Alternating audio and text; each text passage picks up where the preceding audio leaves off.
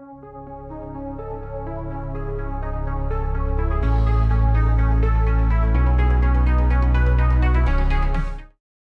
back to the Deep Dive.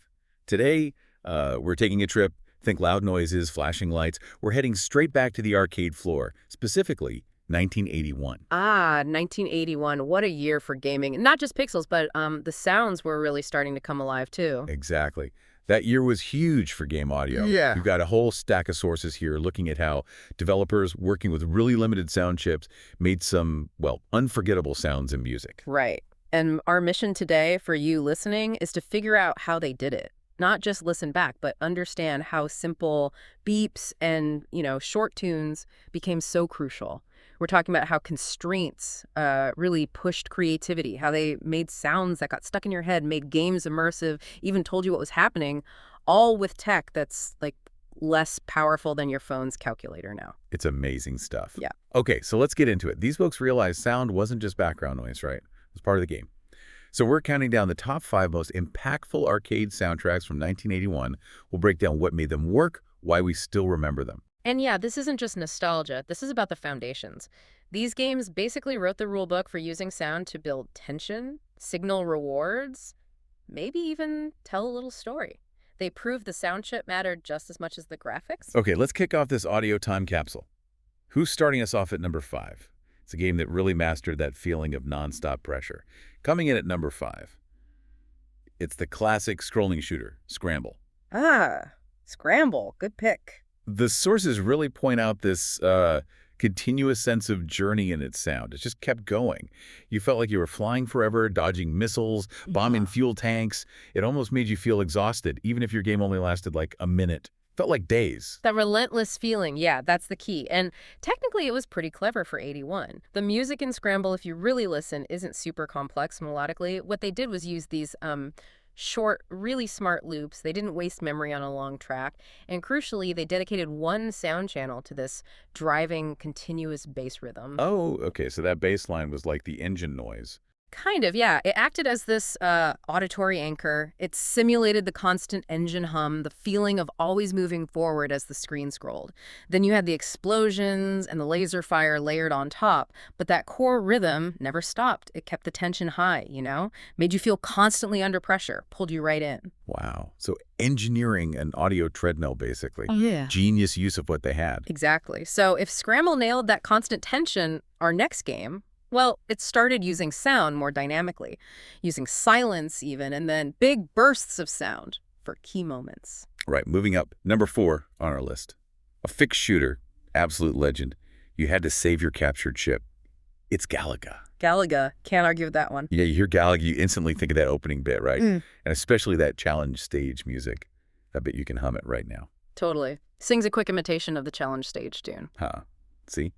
But what's interesting from the research is how deliberate it was compared to the main gameplay sound. Like, the main game is pretty simple sounding, wasn't it? Was that on purpose? Oh, absolutely. Galaga's sound design is all about contrast.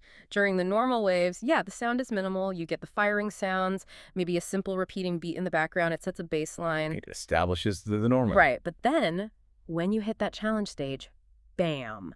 The music just explodes. It's not just a different tune. It felt like they threw every single sound channel they had into it for that short time. That huge shift in complexity, in tempo, in just sheer volume.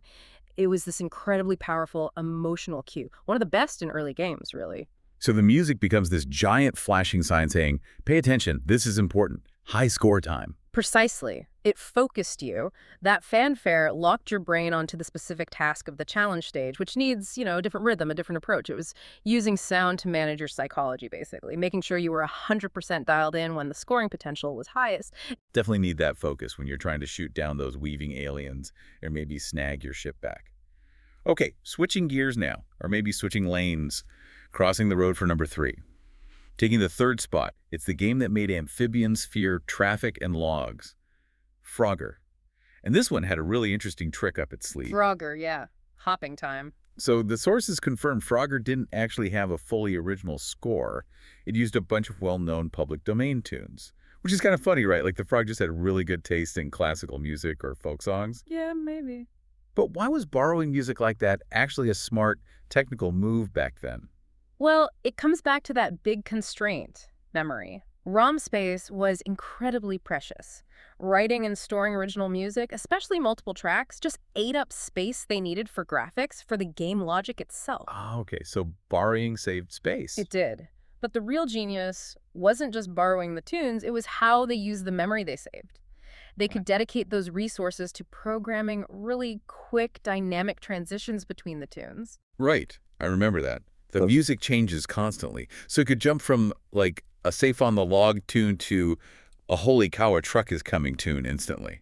Exactly that. The variety kept it interesting, sure, but the rapid switching mirrored the gameplay. You're making split-second decisions, life or death, Yeah. hopping here, dodging there. The soundtrack in Frogger isn't just background, it's like it's reacting with you. It reflects whether you're safe on a lily pad or about to become roadkill. That speed of change was crucial for the feel of the game. Yeah, that constant change definitely kept you alert and gave it a real personality. Okay, we're hitting the top two now. Serious heavy hitters. Our runner-up for 1981 in the second spot. Coming in at number 2, the game that looked like nothing else, all lines and psychedelic tunnels. Tempest. Ooh, Tempest. Intense choice. Vector graphics. Totally. Everything about Tempest felt alien, futuristic. Those wireframe graphics. It looked like it was beamed in from, I don't know, 2081, not 1981. And the sound was the same, described as super intense, futuristic. But since the graphics were so abstract, just lines, how did the sound fill in the gaps? How did it tell you what was really going on? That's the core of why Tempest works so well. The vector graphics, the lines, they were great for showing shape and the structure of the tube, right? Yeah. But maybe not so great at conveying like raw speed or how close things were, especially when you're hurtling down that tube. Yeah, lines are lines. Hard to feel speed from just Yeah. lines. Exactly. So the audio had to do that heavy lifting. The sound used really intense frequency modulation, making sounds go wee, ooh, ooh, ee, ooh, ooh, up and down fast, and lots of harsh, synthesized white noise, like shh sounds. And these weren't just random noises. They were like physics for your ears. The fast frequency sweeps give you that feeling of acceleration, that whoosh, and the grinding noise, that sort of staticky crunch, it got louder and harsher the closer the enemies got to the rim of the tube. That was your proximity detector. Whoa. So you heard the speed, you heard the danger getting closer, maybe even before you could quite process it visually from the lines. Absolutely. The sound created the visceral reality that the abstract visuals couldn't fully provide on their own. Without that intense, driving, sometimes grating audio, Tempest would have been, well, a cool tech demo. With it, it became this terrifying high-speed plunge. It perfectly blended the audio and the visual speed. You really did feel it in your ears. Okay, drum roll, please. The moment we've been waiting for. The undisputed champion of 1981 arcade audio, taking the #1 spot. The game that launched an empire, really. First place goes to the platformer that introduced us to a certain plumber, had us saving Pauline, and starred a giant ape. It's Donkey Kong. There it is, Donkey Kong. Had to be. The sources are crystal clear on this one. The score, by the incredible Yukio Kaneoka, is basically ground zero for Nintendo's entire approach to music. This wasn't just catchy tunes for an arcade game. It was like a whole new way of thinking about game scores. So what made it so much more sophisticated than the others we've talked about? They all did cool technical things, but what set DK apart? Well, Donkey Kong went beyond just setting a mood or signaling danger like, say, Scramble or Galaga. It introduced actual narrative structure through sound. It used recurring musical themes, motifs tied to specific characters and actions. That was revolutionary for 81. Motifs, like little jingles for things. Exactly like that. Think about it. Previous games often had just one main background loop, maybe changing slightly between levels. Donkey Kong, though, used these short, distinct musical phrases, like 4 notes, maybe 8 notes long. There's the little tune when Mario jumps. There's that specific fanfare when you grab the hammer. There's the music for climbing ladders versus walking on girders. There's even a theme for Donkey Kong himself. Ah, I hear it now. So the music wasn't just playing in the background. It was reacting to everything you did, telling a mini story with sound. Precisely. Kaneoka basically established the rules that Nintendo and honestly most of the industry would follow for decades. Music should change based on context. It should signal power-ups, reflect danger, announce success. It treated music as almost another character in the game, a tool for storytelling, not just atmosphere. It was the most advanced soundscape they could possibly squeeze out of the hardware at the time. What a legacy. Incredible. So let's just quickly run through that amazing list again. 1981 gave us Scramble, mastering continuous tension. Uh-huh. Then Galaga, weaponizing that audio contrast for big moments. Frogger, using public domain tunes and rapid transitions so cleverly. Yep. Tempest, using synthesized sound to make abstract visuals feel real and fast. And the king, Donkey Kong, bringing narrative structure and motifs to game audio. Wow, what a year. It really was. So why should you, listening now, care about these 40-plus-year-old sounds? Well, I think the big takeaway is how those limitations forced genius. They couldn't rely on complex orchestras or CD-quality audio. They had to make every single beep and boop count. They had to get maximum emotional impact from minimal data. Yeah, less was definitely more. And that approach shows just how vital sound is. It's not secondary to graphics. It's fundamental to the experience, to making that connection, to making something memorable. Often, it's the simplest sounds born out of necessity that end up sticking with us forever and even starting huge cultural trends.